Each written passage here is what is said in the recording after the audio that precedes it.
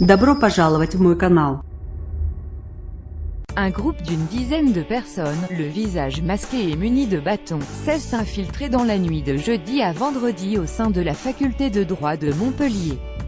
Ils ont violemment agressé des étudiants qui occupaient un amphithéâtre. 4 étudiants auraient été blessés. Plusieurs vidéos ont été diffusées sur les réseaux sociaux. Retour sur les faits après la manifestation de jeudi en fin de matinée à Montpellier, des étudiants ont occupé la faculté de droit.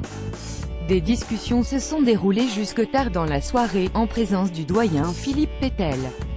Un groupe d'individus encagoulés, armés de bâtons et de gants de frappe et même d'un taser, précise un témoin, ont fait irruption dans l'amphithéâtre vers minuit pour dégager manu militari les étudiants, qui se sont retrouvés à l'extérieur. Des coups ont été échangés. La cinquantaine d'étudiants présents s'est alors réfugiés dans la rue.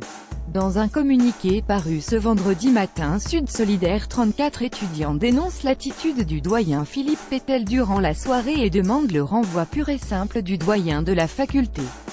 L'entrée de la faculté de droit est actuellement filtrée par la police et le service de sécurité de l'établissement. J'ai failli perdre ma vie. Chloé, et étudiante à Paul Valéry, raconte, des sanglots dans la voix. Je rejoignais des amis dans l'amphithéâtre quand une bande a surgi. Il devait être minuit. Nous étions une dizaine, 15 dans le hall. Tout s'est passé très vite. Les types étaient habillés de noir, encagoulés, ils sautaient de table en table. Le doyen était présent, les vigiles sont restés passifs, ils ne nous ont pas défendus, ils ont fermé les portes. Les individus m'ont frappé avec une planche en bois, j'avais la tête ouverte, une plaie qui saignait abondamment. J'ai failli perdre ma vie, j'ai téléphoné à mon frère qui a appelé les pompiers. Je suis partie aux urgences. Une autre étudiante de Paul Valéry, Camille, raconte, j'ai pu sortir vite. Ensuite, j'ai vu des gens de l'administration jubiler dans le hall d'entrée. Ils étaient une vingtaine, avec les hommes encagoulés et le doyen. Une étudiante a livré son témoignage au micro d'une journaliste de France 3 juste après les faits. Un sit-in des étudiants de la faculté de droit a lieu ce vendredi matin devant l'entrée de l'université.